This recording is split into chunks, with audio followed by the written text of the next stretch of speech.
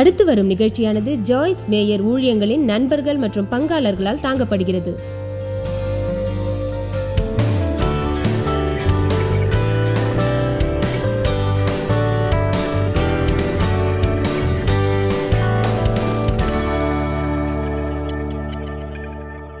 வேதாகமத்தில் சில நேரங்களில் பரிசுத்த ஆவியானது ஒரு வெண்புறாவாக சித்தரிக்கப்படுகிறது. அது ஏன் ஒரு மாடப்புறாவாகவோ ஒரு பருந்தாகவோ இல்லை, ஏன் வேறு ஏதோவாக இல்லை? ஏனென்றால் வெண்புறா மிகவும் மென்மையானது. அது அழகிய ஒரு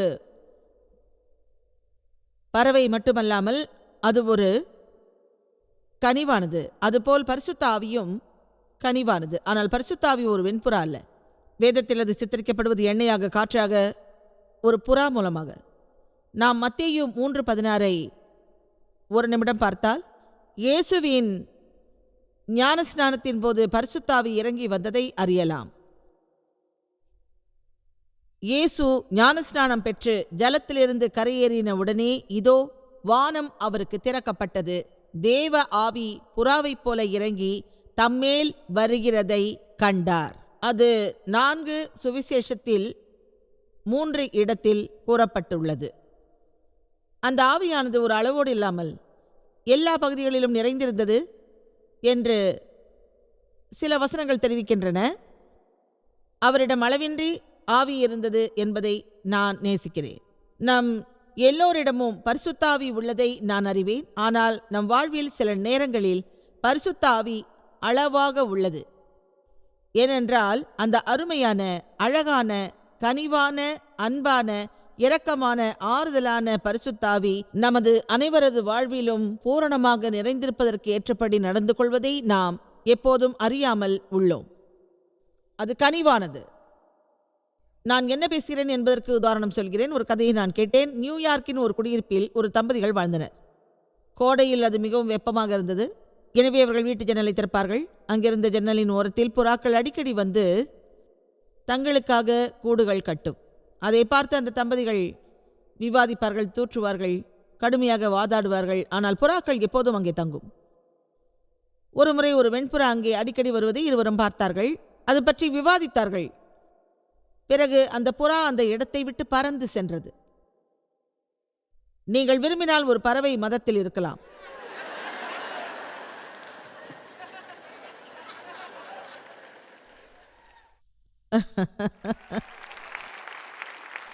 ஒருவேளை நீங்கள் புறா மதத்தில் இருந்தால் விவாதிப்பீர்கள். நாள் முழுவதும் வெறுப்போடும் துக்கத்தோடும் இருப்பீர்கள். உங்களிடம் எல்லா கெட்ட குணங்களும் இருக்கும். பிறகு திருச்சபைக்கு செல்வீர்கள். எல்லா நேரமும் ஒரு புறா போல இருக்க விரும்புவீர்கள். மாடப்புறாக்கள் எங்கும் தங்கும். ஆனால் வெண்புறாக்கள் ஒரு அமைதியான, அருமையான சூழலில் மட்டுமே தங்கும். நீங்கள் குழப்பமாக இருந்தால் தேவனிடமிருந்து கேட்பது கடினம். அதனால் பரிசுத்த ஆவி உங்களை வழிநடத்துவதும் கடினமாகும். நாம் நம்மை பற்றியே நினைக்கிறோம், மாம்சத்தின்படி உள்ளோம். இங்கே என்ன நடக்கிறது என்றே நமக்கு தெரியாது. ஏற்கனவே ஒரு விஷயத்தில் நாம் முட்டாள்தனமாக இருந்துள்ளோம். தொடர்ந்து அதையே செய்கிறோம். ஏனென்றால் தேவன் நம்மிடம் பேசுவதற்கு வசதியாக நாம் அமைதியாக இருக்க மாட்டோம். நான் சொல்வதை கேளுங்கள். பரிசுத்த ஆவி எல்லா நேரமும் வசதியாக இருக்கும்படியான ஒரு சூழ்நிலையை நமது வாழ்விலும் நமது இல்லத்திலும் நாம் தான் உருவாக்க வேண்டும் என்று சொல்கிறேன். அதை மீண்டும் சொல்லப் போகிறேன், ஏனென்றால் அது முக்கியமானது. நாம் எல்லோரும் நமக்காக அதை அவசியம் செய்ய வேண்டும். நமது இல்லங்களில் ஒரு நல்ல சூழ்நிலையை நாம் தான் உருவாக்க வேண்டும். நம்மால் முடிந்தவரை நமது வேலைகளிலும், தொடர்புகளிலும், நட்புகளிலும் அதை நாம் தான் உருவாக்க வேண்டும். சமாதானத்தோடு கூடிய, அன்பான, அமைதியான, மாற்றமில்லாத ஒரு சூழ்நிலையை நாம் உருவாக்க வேண்டும். அது பரிசுத்த ஆவியானது முழுமையாக கிரியை செய்வதற்கு வசதியாக இருக்க வேண்டும். அது நம்மால் முடியும். தாயை பற்றி இந்த காலை வேளையில் ஒரு அருமையான விஷயத்தை சொல்கிறேன். தாய் மறைந்து விட்டால் அவள் இல்லமும் மறைந்துவிடும். அதனால் ஆண்களுக்கு பொறுப்பில்லை என்று நான் சொல்ல மாட்டேன். அவர்களுக்கும் பொறுப்புண்டு. ஆண்கள் தங்கள் இல்லத்தில் சமாதான தூதுவராக இருக்க வேண்டும். ஆனால் சில நேரங்களில் சமாதான சிந்தனையோடு பெண்கள் தங்கள் வீட்டில் இருக்க மாட்டார்கள். எனவே தினமும் காலையில் நீங்கள் எழுந்தவுடன் உங்கள் கால்கள் பூமியில் படுவதற்கு முன் தேவனிடம் பேசுவதற்கு ஒரு சிறிய நேரத்தை ஒதுக்குங்கள். அதற்காக உங்களை ஊக்கப்படுத்துகிறேன். ஒரு விஷயத்தை உங்களிடம் சொல்கிறேன், அவர் உங்களிடம் இல்லாவிட்டால் நீங்கள் தவறாக செயல்படுவீர்கள். நான் தவறாக செயல்படுவேன், எனவே அதை நான் செய்ய மாட்டேன். நான் எழுந்தவுடன் என் இல்லத்தில் நான் உருவாக்கும் ஒரு சூழ்நிலையில் என் பிள்ளைகள் நல்லபடியாக வளர வேண்டும். இப்போது என் இல்லம் என்னுடையதல்ல, ஆனால் என் பிள்ளைகளுக்கு என்ன செய்ய வேண்டும் என்று எனக்கு தெரியும். என் கணவரோடு நான் இணங்கி இருப்பேன். நாங்கள் சமாதானமாக இருக்கவும் கிறிஸ்துவை மகத்தான வழியில் பிரதிபலிக்கவும் விரும்புகிறேன். யாரிடமும் எல்லா நேரமும் வெறுப்போடும் விவாதத்தோடும் சமாதானத்தை இழந்திருக்க நான் விரும்பவில்லை. என் வாழ்வில் பரிசுத்தாவின் பிரசன்னம் இருக்க வேண்டும். ஏதோ ஒரு காரணத்துக்காக சிலரோடு நான் இணக்கமாக இருக்க விரும்பாவிட்டால் அதை நான் சரி செய்வேன். அதன் மூலம் பரிசுத்தாவியின் முழு பிரசன்னமும் எனக்கு இருக்கும். ஏனென்றால் அவரின்றி நாம் எதுவும் செய்ய முடியாது.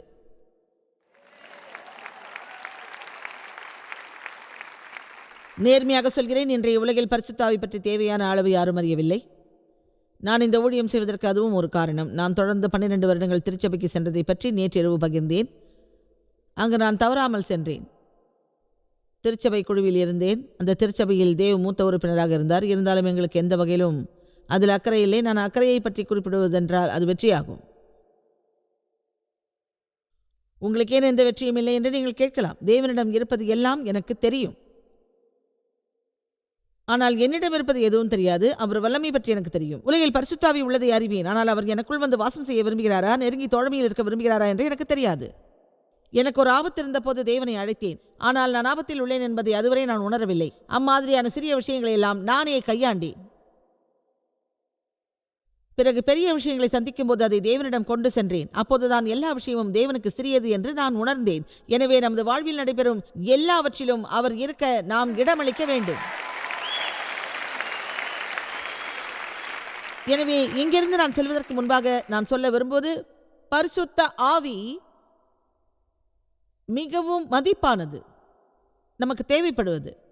இன்று இங்கு நான் போதிப்பதிலிருந்து ஒரு விஷயத்தை அறியலாம். சில நேரங்களில் நாம் வாழும் விதத்தினால் பரிசுத்தாவி எப்போதும் நம்மிடம் இருக்காது. அவர் வெளியேறுவார் என்று நான் சொல்லவில்லை. அவர் நம்மோடு இருக்கவே விரும்புகிறார். அதே சமயம் அவரது பிரசன்னத்தை நமது வாழ்வில் நாம் பெற வேண்டும். அவருக்கு முழு அதிகாரத்தையும் நாம் வழங்க வேண்டும். பரிசுத்தாவியின் அபிஷேகத்தை நாம் பெற வேண்டும். பரிசுத்தாவியின் பிரசன்னத்தையும் அவரது வல்லமையும் நமது வாழ்வில் நாம் பெற வேண்டும். என்னை நம்புங்கள், இதை செய்வதற்கு நான் அபிஷேகம் பெறவில்லை என்றால் இங்கு நான் 5 நிமிடங்கள் இருப்பதை கூட நீங்கள் விரும்ப மாட்டீர்கள். எங்கோ உள்ள ஒரு பள்ளிக்கு சென்று இதை எப்படி செய்வதென்று நான் அறியவில்லை, ஆனால் பல ஆண்டுகளாக இதை நன்றாக செய்து வருகிறேன். நான் இதற்காக அபிஷேகிக்கப்பட்டுள்ளேன். நீங்களும் இப்போது செய்வதை செய்ய தேவனால் அபிஷேகிக்கப்பட்டுள்ளீர்கள். அதை நீங்கள் அபிஷேகத்தின்படி முறையாக செய்யவில்லை என்றால் அதை உங்களால் நன்றாக செய்ய முடியாது.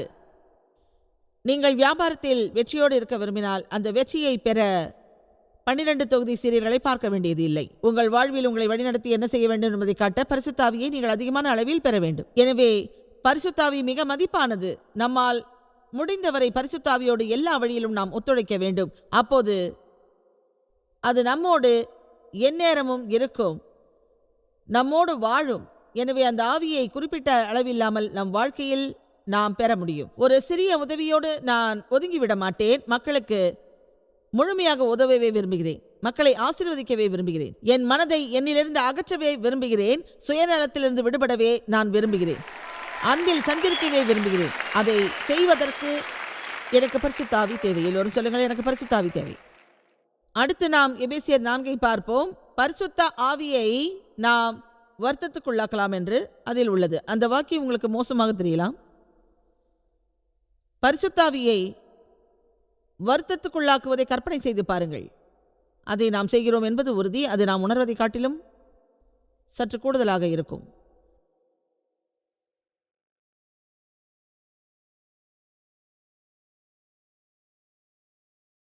எபேசியர் அதிகாரம் 4 வசனம் 30. அன்றியும் நீங்கள் மீட்கப்படும் நாளுக்கென்று முத்திரையாக பெற்ற தேவனுடைய பரிசுத்த ஆவியை துக்கப்படுத்தாதிருங்கள்.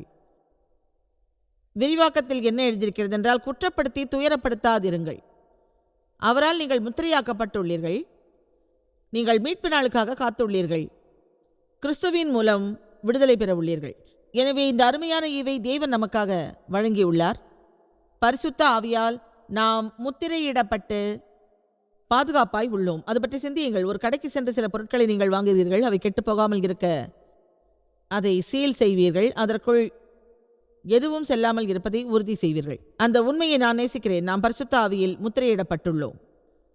நம் சமூகத்தில் உள்ள கெடுதலில் இருந்து பாதுகாக்கப்பட்டுள்ளோம். எனவே பரிசுத்த ஆவியிடமிருந்து நமக்கு அருமையான பாதுகாப்பு உள்ளது. எனவே அந்த முத்திரையை நாம் உடைக்கக்கூடாது, அல்லது ஒரு கதவை திறந்துவிட்டு நமது வாழ்வில் எதிரியை நுழைய விடக்கூடாது. வசனம் 30 பார்ப்பதால் மட்டும் அதன் முழுமையான விளக்கத்தை நாம் அறிய முடியாது. வசனம் 29 வசனம் 31 சேர்த்து நாம் பார்க்க வேண்டும். நீங்கள் பார்க்கும் அந்த வேத வசனங்கள் முழுவதையும் நன்றாக படித்து அந்த விஷயத்தை உறுதி செய்ய வேண்டும். வசனம் 29, 31 பரிசுத்தாவியை நாம் வருத்தத்துக்குள்ளாக்குவது பற்றி சொல்கிறது. அது நம் அன்றாட வாழ்வில் ஒரு நடைமுறையாக உள்ளது. இங்குள்ள ஒவ்வொரு நபரும் இதை நன்றாக அறிந்து தங்கள் வாழ்வில் மேம்பட வேண்டும். வசனம் 29, கெட்ட வார்த்தை ஒன்றும் உங்கள் வாயிலிருந்து புறப்பட வேண்டாம். பக்தி விருத்திக்கு ஏதுவான நல்ல வார்த்தை உண்டானால் அதையே கேட்கிறவனுக்கு பிரயோஜனம் உண்டாகும்படி பேசுங்கள். அதை படிக்கும்போது மீண்டும் நாம் வாயை பற்றி பேசுகிறோம். எனவே அது பற்றிய விஷயத்தில் முதலாவதாக அவர் நமது வாயை கண்காணிப்பதை விரும்புகிறார். நாம் தவறாக பேசினால் அது பரிசுத்த ஆவியை வருத்தத்துக்கு உள்ளாக்குமா? அது உண்மை. ஏனென்றால் வாழ்வு மற்றும் மரித்தலின் வல்லமை நாவில் உள்ளது. நேர்மையான வழியில் அதை நாம் விசுவாசிப்போம். அதை நாம் விசுவாசிக்கும் பட்சத்தில் நாம் பேசுவதில் மிகவும் கவனமாக இருப்போம். அதை நாம் விசுவாசிக்கும்படியாக ஒரு மேலான வழியில் நாம் கவனமாக பேசுவோம். அந்த வகையில் நாம் என்ன பேசுகிறோம் என்பதில் கவனம் செலுத்துவோம். எனவே பல ஆண்டுகளாகவே நான் பேசும் விஷயங்களில் மிக கவனமாக இருக்கிறேன்.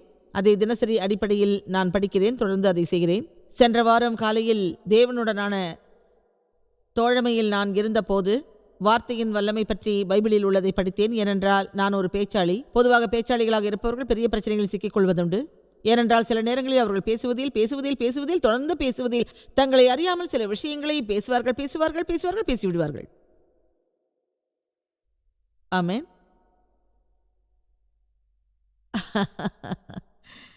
எனவே வார்த்தைகள் மிக முக்கியமானதாகும். வார்த்தைகள் வல்லமையின் பெட்டிகளாகும். வார்த்தைகளின் வல்லமை பற்றி ஏராளமாக எழுதியுள்ளேன், ஏராளமாக போதித்துள்ளேன். நான் பேசுவது உங்களுக்கு புரியவில்லை என்றால் மீண்டும் சொல்கிறேன். பல ஆண்டுகள் நான் திருச்சபைக்கு சென்றேன், ஆனால் வார்த்தைகளின் வல்லமை எனக்கு புரியவில்லை. அவை கொஞ்சம் கூட புரியவில்லை. எனவே எல்லா நேரத்திலும் எப்பொழுதும் அதை அறிவதை நான் மிகவும் விரும்பினேன். ஆனால் தொடர்ந்து பரிசுத்தாவியை நான் வருத்தத்துக்குள்ளாக்கினேன். என் வாழ்வில் எதிரிக்கு கதவை திறந்து விட்டேன். அப்போது அது எனக்கு தெரியவில்லை. ஒருவேளை அதை பற்றி நீங்கள் அறிவதற்கு முன் அதை செய்திருக்கலாம். எனவே எல்லோரிடமும் நான் தொடர்ந்து தெரிவிக்கிறேன், உங்கள் வார்த்தை மிக வல்லமையானது. அது மட்டுமல்ல, வாழ்வு மற்றும் மரித்தலின் வல்லமை நாவில்தான் உள்ளது. அதில் ஈடுபடுபவர்கள் தங்கள் வாழ்விற்கான அல்லது மரித்தலுக்கான கனியை உண்பார்கள் என்பதே உண்மை. ஆமென். டிவியில் இந்நிகழ்ச்சியை பார்ப்பவர்களுக்காகவும் நான் பேசுகிறேன். உங்களை புறக்கணிப்பதாக நினைக்காதீர்கள். உங்கள் இல்லத்திலும் உங்கள் இருதயத்திலும் இப்போதே நான் பேசுகிறேன். இதை எனக்காக நான் பேசவில்லை, உங்களுக்காகவே பேசுகிறேன். அது உங்களுக்கானது. எனவே அவர் வழங்கியுள்ள அந்த அறிவுரை உற்சாகமானது. நீங்கள் பேசுவதில் கவனம் தேவை. மேலும் சொல்கிறார், நீங்கள் ஒருவருக்கொருவர் பேசும்போது என்று. எனவே நீங்கள் ஒருவருக்கொருவர் பேசும்போதும் கவனம் தேவை. அதை நீங்கள் சுவாரஸ்யமாக சொல்லலாம். அதாவது ஒரு பெரிய கூட்டத்தில் பேசும்போது பணிவாக பேசுவது போல் பேச வேண்டும். நாம் ஒருவருக்கொருவர் பேசுவதை விரும்புகிறோம், சரிதானே? அதே சமயம் நாம் பேசும் விஷயங்கள் மற்றவர்களுடைய ஆவிக்குரிய முன்னேற்றத்திற்கு ஏற்றதாகவும் நல்லதாகவும் பலனுள்ளதாகவும் இருக்க வேண்டும். மறுவார்த்தையில் சொன்னால், நாம் பிறரிடம் பேசுவதை அவர்கள் நல்லபடியாக உணர வேண்டும். அவர்கள் விரும்பும்படி பேசி அவர்களை ஊக்கப்படுத்த வேண்டும். அதில் சில திருத்தங்களும் செய்யலாம், ஆனால் அந்த திருத்தங்கள் சரியானபடி இருக்க வேண்டும். கடுமையாகவும் பெருமிதத்தோடும் அறியாமையோடும் இருக்கக்கூடாது. அது சரியான வழியில் இருக்க வேண்டும். அதை பிறர் வாழ்வில் சரி செய்வதற்கான அதிகாரம் நமக்கு இருக்க வேண்டும். ஆனால் அதை அதிகப்படியாக நாம் சரி செய்யக்கூடாது. அவர்கள் ஆவியை நாம் உடைக்கக்கூடாது. அப்படி நாம் செய்வதையும் பரிசுத்த ஆவியின் தலைமையில் செய்ய வேண்டும். நாம் பேசுவதில் பிறர் தங்களை பற்றி நல்லபடியாக உணர வேண்டும். நாம் ஒரு சில மக்களோடு பிறரை பற்றி பேசும் பொழுது அவர்களின் மதிப்பை பாதுகாப்பேன், ஆனால் அழிக்க மாட்டேன் என்ற உறுதி இருக்க வேண்டும். நமது வாழ்வு எப்படி மாறும் என்பதை பற்றி ஒரு நிமிடம் சிந்தித்து பார்ப்போம். நாம் கூறிய பல விஷயங்களில் சில விஷயங்கள் நன்றாக இருப்பதை பற்றி மேன்மையாக நாம் நினைப்போம். இதை பற்றிய முடிவை உங்களிடம் விட்டுவிட்டு மேலே பேசுகிறேன். பரிசுத்தாவியை துக்கப்படுத்தாதீர்கள், துக்கப்படுத்தி மேலும் சோகமாக்காதீர்கள். அவரால் நாம் முத்திரையாக்கப்பட்டுள்ளோம். வசனம் 31. சகலவிதமான கசப்பும் கோபமும் மூர்க்கமும் கூக்குரலும் தூஷணமும் மற்ற எந்த துர்க்குணமும் உங்களை விட்டு நீங்க கடவது. இந்த வசனம் சொல்வது என்னவென்றால், தீய சொல்லும் எதிர்ப்பும் தெய்வ நிந்தனையும் பகையும் தீய எண்ணமும் நீங்க கடவது என்று. எனவே இதை நாம் அறியும் பட்சத்தில் நடைமுறை விஷயங்களை பற்றி என்ன நினைப்பது? தேவனின் வார்த்தை நடைமுறையானது என்பதை நீங்கள் அறிவீர்கள். இது நமது தலையிலிருந்து தோன்றும் ஒரு எண்ணம் அல்ல. இங்கிருந்து நீங்கள் செல்லும்போது சிலர் உங்களிடம் கேட்கலாம், என்று ஜாய்ஸ் என்ன போதித்தார் என்று. குறைந்தபட்சம் இங்கே நீங்கள் கேட்டதை அவர்களிடம் சொல்லுங்கள். அதோடு அவர்கள் சென்று அதை தங்களுடைய வாழ்வில் பயன்படுத்தட்டும். எனவே நமக்கு ஒரு அற்புதமான ஈவு இருப்பதை நாம் அறிகிறோம். அதுதான் நம் வாழ்வில் உள்ள பரிசுத்த ஆவி. திருத்துவத்தில் 3வது நபர். தேவன் தாமே நம்மேல் வாழ்கிறார், நம்மோடு அல்ல, நமக்குள்ளாக வாழ்கிறார், தலைமை ஏற்கிறார், வழி நடத்துகிறார், நம்பிக்கை தருகிறார், கற்பிக்கிறார், உதவுகிறார், ஆறுதல் அளிக்கிறார், ஆலோசனை தருகிறார், தேவையானதை செய்கிறார். அவர் சொல்கிறார், இந்த ஈவை உன் வாழ்வில் எப்படி கையாள்வது என்பதில் கவனமாக இரு என்று. கவனமாக வாழுங்கள் என்று சொல்கிறார். அவரை கவலைப்படுத்தி துக்கப்படுத்தாதீர்கள். அதை எப்படி கையாள்வது என்று சொல்கிறேன். நீங்கள் சொல்வது மரித்தலை பற்றி தவறாக இருந்தால் அது பரிசுத்த ஆவியை துக்கப்படுத்தும். நீங்கள் கோபப்பட்டு வெறுப்போடு வருந்தாதீர்கள். மேலும் மன்னிக்காமையோடு இருக்காதீர்கள். விவாதித்து சண்டை போடாதீர்கள். உங்கள் இல்லத்தில் மூடிய கதவுகளுக்கு பின்னால் விவாதம் செய்து சண்டையிட்டு வெறுப்போடு கூட ஞாயிறு காலையில் திருச்சபைக்கு சென்றால் அது உண்மையிலேயே தேவனை திருப்திப்படுத்தாது. நாம் திருச்சபைக்கு செல்வது நல்லதுதான், ஆனால் தேவனை திருப்திப்படுத்துங்கள். ஒருவேளை திருச்சபையில் இருக்கும்போது நமக்கு உதவி கிடைக்கலாம். அதே சமயம் ஒரு விஷயத்தில் நாம் அலட்சியமாக இருக்க முடியாது. திருச்சபையில் ஞாயிறு காலையில் ஒரு விதமாக இருந்துவிட்டு மூடிய கதவுகளுக்கு பின்னால் வீட்டிலும் பிறகு வேலையிலும் சந்தையிலும் வேறு விதமாக நாம் இருக்கக்கூடாது. இயேசு சொன்னார், நானே வழியும் சத்தியமும் ஜீவனுமாய் இருக்கிறேன். அது ஞாயிறு காலை திருச்சபை சேவை அல்ல.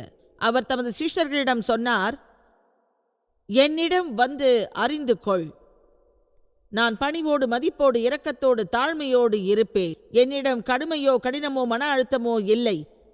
நாம் இயேசு கிறிஸ்துவின் ரூபத்தில் மாற்றப்பட்டுள்ளோம். ஒவ்வொரு விசுவாசியின் லட்சியமும் இயேசு போல் இருப்பதுதான். மன்னிக்காமல் இருப்பது பரிசுத்த ஆவியை துக்கப்படுத்தும் என்பதை நீங்கள் அறிவீர்களா? ஒரு உண்மையை சொல்கிறேன். இங்கே சிலர் இருக்கிறார்கள், அவர்கள் தேவனை நேசிப்பார்கள், ஆனால் கோபமாக வெளியே செல்வார்கள். உண்மை என்னவென்றால், நான் சொல்வது புரியாமல் கோபமாக வீட்டுக்கு சென்றிருப்பார்கள். ஒருவேளை கோபமாக உள்ள ஒருவரோடு இங்கே வந்திருப்பார்கள், அது எனக்கு தெரியாது. வரும் வழியில் சண்டை போட்டிருக்கலாம். இங்கே நீண்ட நேரம் இருப்பதன் மூலம் தங்களை பலப்படுத்த நினைத்திருப்பார்கள். அது எனக்கு எப்படி தெரியும் என்றால், நானும் தெய்வம் பலமுறை அதைத்தான் செய்திருக்கிறோம். உங்கள் மீது நான் கல் எறியவில்லை, நடந்ததைத்தான் சொல்கிறேன், புரிந்து கொள்ளுங்கள். ஒரு உண்மையை உங்களுக்கு நான் சொல்கிறேன், அதை கேளுங்கள். முதலில் நான் கற்றுக்கொண்ட ஒரு விஷயம், என் உணர்ச்சிகளை சரி செய்தேன். நான் சொல்வதை கவனிக்கிறீர்களா? நான் விரும்புவதை சொல்வதற்கு எதை தியாகம் செய்ய வேண்டும் என்பதை முதலில் அறிந்தேன். அதனால் யார் புண்பட்டாலும் பரவாயில்லை, ஆனால் என் வாழ்வில் பரிசுத்த ஆவி இருப்பதற்கான மதிப்பை அறிய விரும்பினேன். அது நான் சொல்ல விரும்புவதை விட மேலானது. பிறகு தேவிடம் ஒரு வார்த்தை கேட்பேன், நான் சரியாக இருப்பதை நிரூபிப்பேன், என் கருத்தை விவாதிப்பேன். அது பற்றிய ஒரு உண்மையை சொல்லட்டுமா? நாம் மிகைப்படுத்தி அழுத்துக்கொள்ளும் அநேக விஷயங்கள் உள்ளபடியே பிற்காலத்தில் எந்த ஒரு மாற்றத்தையும் ஏற்படுத்துவதில்லை. ஒருவேளை நீங்கள் போராட முற்பட்டால் புத்திசாலித்தனமாக போராடுங்கள். நீங்கள் சண்டை போட விரும்பினால் நல்ல விஷயங்களுக்காக மட்டும் சண்டை போடுங்கள். மளிகை கடைக்கு எந்த வழியில் போவது என்பதற்காகவும் உங்கள் சாக்ஸை தேர்வு செய்வதற்காகவோ சண்டை போடாதீர்கள். ஒரு டூத் பேஸ்டின் வாயை மூட நினைக்காதீர்கள், அதில் எந்தவித பலனும் இல்லை. எல்லோரும் சொல்லுங்கள், எந்த பலனும் இல்லை. அவங்க மாறலன்னாலும் நாம தேவனை போற்றுவோம், ஆனா அவங்க மாறதை விரும்ப மாட்டாங்க. நம்மை மாற்றும் மனநிலை தேவனுக்கு நம் மீது இல்லை என்றால் நம் நிலைமை என்னாகும்?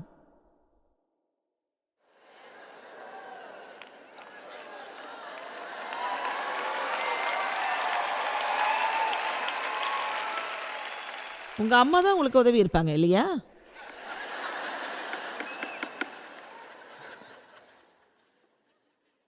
பிற மக்களிடம் நமக்குள்ள அதே மனநிலை தேவனுக்கும் நம் மீது இருந்தால் நமது நிலை என்னவாகும்? இதை பற்றி மேலும் நான் பேச விரும்பவில்லை. நீங்க அதை உணரலன்னா அது உங்களுக்கு தான் நஷ்டம்.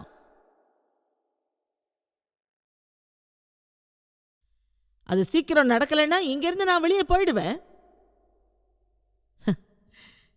நான் சொல்றது புரியுதா? புரிஞ்சா சரி. நாம் ஏன் சிறிது துயரத்தோடு பொறுமையாக இருக்கக்கூடாது? நாம் ஏன் மக்கள் மாறுவார்கள் என்று விசுவாசிக்க கூடாது? நாம் அவர்களுக்காக விசுவாசத்தோடு ஜெபிப்போம். எல்லார் முன்பும் ஒரு நல்ல உதாரணமாக இருப்போம். அது சரிதானே? நாம் ஏன் வாயை மூடிக்கொண்டு அமைதியாக பிறருக்கு ஒரு நல்ல உதாரணமாக இருக்கக்கூடாது? நம்மால் யாரையாவது மாற்ற முடியுமா? அது ஒரு நல்ல உதாரணம் தானே. தெய்வம் நான் திருமணம் செய்த போது நான் இரவு பயங்கரமாக இருந்தேன். அதை நான் விரும்பவில்லை. நான் புண்பட்டேன். என் ஆத்மா காயப்பட்டது. நான் குழப்பமடைந்தேன். பிறரோடு எப்படி தொடர்பு கொள்வதென்று எனக்கு தெரியவில்லை.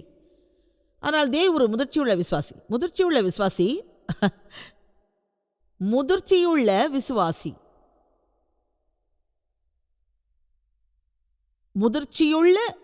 விசுவாசி தான் ஜெபித்தபடியே தேவ் என் கரத்தை பிடித்தார். அவர் மணமுடிக்க விரும்பியதால் தனக்கு ஒரு நல்ல மனைவி வேண்டுமென்று அவர் தேவனிடம் ஜெபித்தார். அவர் சொன்னார், தேவனே, உதவி தேவைப்படும் ஒருவரை எனக்கு காட்டுவீர் என்று. அவர் கேட்டது அவருக்கு கிடைத்தது. உண்மை என்னவென்றால் தேவ் அதை கையாள தயாராக இருந்தார். தொடர்ந்து 3 ஆண்டுகள், 3 நாளோ வாரமோ அல்ல, தொடர்ந்து 3 ஆண்டுகள் அன்பிலும் உறுதியிலும் சமாதானத்திலும் ஒரு நல்ல உதாரணமாக என்னோடு இருந்தார். அன்பு, உறுதி, சமாதானம்.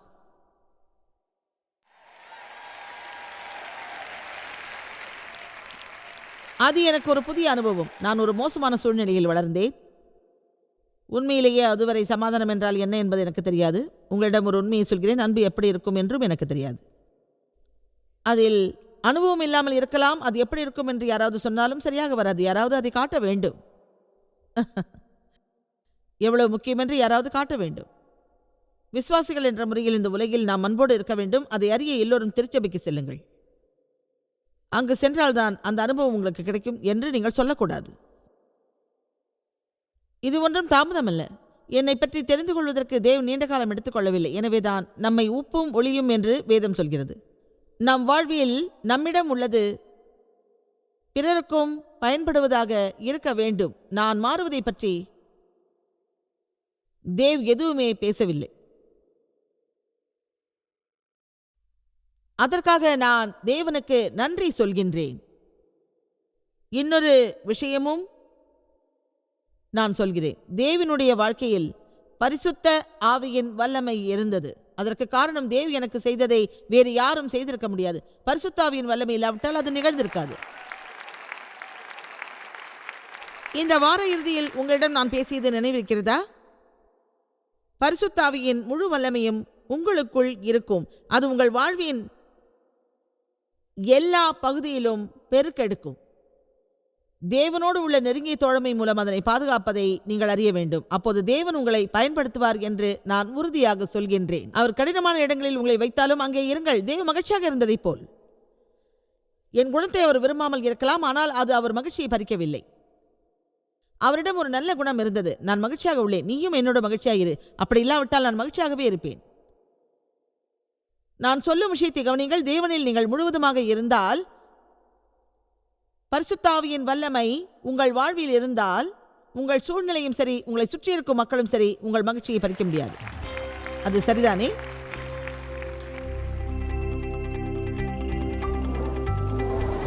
பரிசுத்த ஆவியை நாம் துக்கப்படுத்த முடியும் என்று வேதம் சொல்வதை நீங்கள் அறிவீர்களா? நமது வாழ்வில் நாம் அன்போடு இல்லாவிட்டாலும் பரிசுத்த ஆவியை நம்மால் துக்கப்படுத்த முடியும். நமது வாழ்வில் அபிஷேகத்தை எப்படி பாதுகாப்பது என்பதை நாம் அறிய வேண்டும். அபிஷேகம்தான் பரிசுத்த ஆவியின் பிரசன்னமாகும். பரிசுத்த ஆவி நம்மில் வாழ்வதற்கான காரணமும் ஆகும். துக்கத்தில் வாழாமல் இருப்பதை அறிய வேண்டும். மன்னிப்பதில் நாம் வேகமாக இருக்க வேண்டும். கோபமாக இருக்கக்கூடாது. பேசுவதிலும் செயல்படுவதிலும் கவனமாக இருக்க வேண்டும். தேவனின் வார்த்தை மூலம் எங்களுக்கு அவர் போதிப்பதில் நான் நன்றியோடு உள்ளேன். பரவசமாக உள்ளது.